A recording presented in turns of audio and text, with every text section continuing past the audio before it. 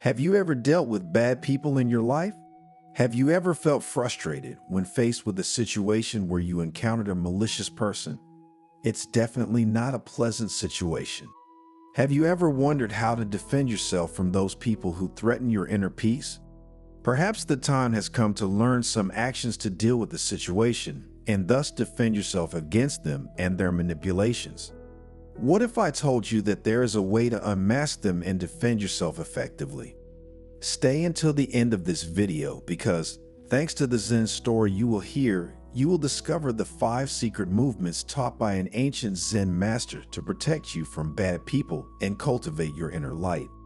Prepare for a fascinating journey to discover the strength that lies within you. Ultimately, you will be able to defend and recover your emotional balance and mental well-being. But before continuing, if you haven't already, subscribe to the channel and enable notifications to receive notifications when we post new content for your spiritual growth. In the shade of an ancient ginkgo biloba tree, while the sun painted the tiles of the old monastery red, the old monk Kita, with his face furrowed with lines of wisdom, gathered his disciples for a new lesson. Life, my dears, he began in a calm voice, is a winding path, full of encounters and challenges. Not everyone we meet will be a good soul. In fact, there are bad people whose darkness can poison our souls. A shiver of anxiety ran down the disciples' spines as they thought of the many times they had had similar encounters. How can you recognize an evil soul? How can we defend ourselves from its harmful influence? They asked their mentor. Kita, his gaze shining with an ancient light, invited them to come closer. The wicked, he whispered, are like shadows that creep in the darkness. They do not fear the light because their existence is nourished by darkness. But we, warriors of light, can unmask them and defend ourselves in 5 moves. In this way, we can continue our spiritual and life path peacefully. While the disciples listened attentively to the monk's words, Kita began to talk about the first act, listening to inner silence or intuition. Imagine your inner silence as a placid lake, Kita explained. When you come face to face with someone, immerse yourself in this lake and listen to the whispers of your soul.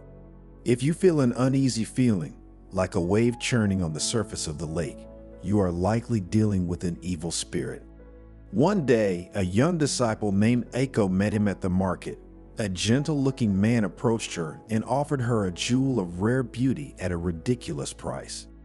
Eiko, although attracted by the jewel, felt an uneasiness in her stomach. Listening to his inner silence, he decided to reject the offer and walk away from the man. He later discovered that the man was a scammer who lured his victims with false promises.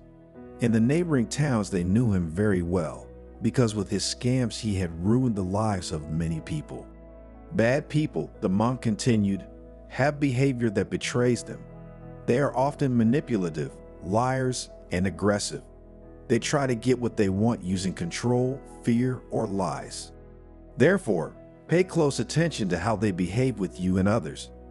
If you notice incorrect or mean attitudes, stay away from them because you could become a victim of their manipulations. Regarding this approach, Kita gave the example of a man who was working on an important project when a colleague began to criticize him and devalue his work. Ken, that's the man's name, noticed that his colleague envied his success and tried to sabotage him. Over time, his colleague's behavior became increasingly aggressive and Ken decided to speak to his superiors. His superior, knowing his seriousness and skills, advised him to remain calm and not be intimidated, but to document any improper behavior by his colleague to protect himself. Every human being, Kita continued, breathes his or her own energy. Bad people, with their negativity, can contaminate our energy field, causing us discomfort and suffering. To defend ourselves from these people and their negative aura, it is important to create an imaginary barrier of protection by visualizing a white light that surrounds us. In this way, darkness will not be able to penetrate and our inner balance will remain intact. Of course, this is a spiritual and motivational exercise to protect yourself. I remember a disciple named May who was going through a difficult time. She felt sad and vulnerable, which made her more susceptible to the negative influence of bad people. One day, during a meditation, Mai visualized a white light that surrounded and protected her. From that day on, she felt stronger and able to reject the negativity that surrounded her. Therefore, the evil people he encountered on his path were unable to scratch the armor he had managed to build around himself. Mai, over time, became a strong and self-confident woman. Time is the best judge, Kata said, introducing another important measure that everyone should follow to defend themselves against negative people. Bad people often wear masks of hypocrisy, showing the world the false face. But over time, their true nature will come to the surface. It's just a matter of time. To clarify this point, the monk spoke of a man named Roberto who was constantly competing with a colleague for a promotion. The colleague, driven by envy, began to spread slander and lies about him. But Roberto, aware of the falsehood of these accusations, remained calm and patient. And over time, the truth came to light, and while Roberto got the promotion he deserved, the colleague who had tried in every way to discredit him in front of everyone was fired from the company. Compassion, the monk continued, is not just a feeling, but a powerful force that can disarm even the hardest heart.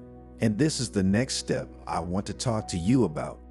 Having compassion for bad people does not mean justifying their actions, but rather recognizing their inner suffering. Compassion, in essence, allows us to maintain an attitude of serenity and not allow ourselves to be overwhelmed by anger or hatred. Because always remember, the people we define as evil are often evil because they have a lot of pain inside them. And pain, mixed with frustration, often hardens people's hearts. In the village school, said the monk, there was a boy named Takeo. This boy was often bullied by some of his classmates.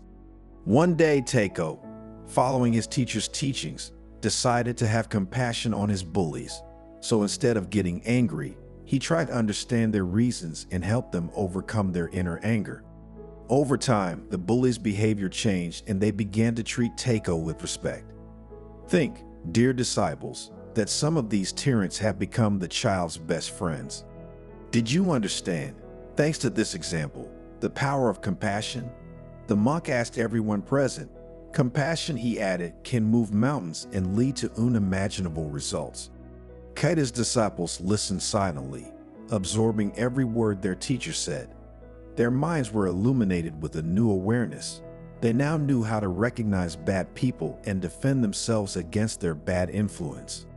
And they knew that the people we consider bad are not always bad in the true sense of the word. In most cases, these are people who carry a baggage of suffering, sadness, and frustration. Therefore, many times defending ourselves against people we define as bad can coincide with helping them get out of the pain they are suffering. But in theory, what does this story teach us? Malice exists, and that is why it is important to know how to defend yourself against people with bad intentions and therefore learn the appropriate strategies.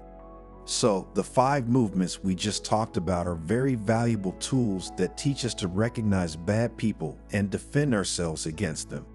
Always remember that it is your own inner strength that will help you and illuminate the path darkened by these people.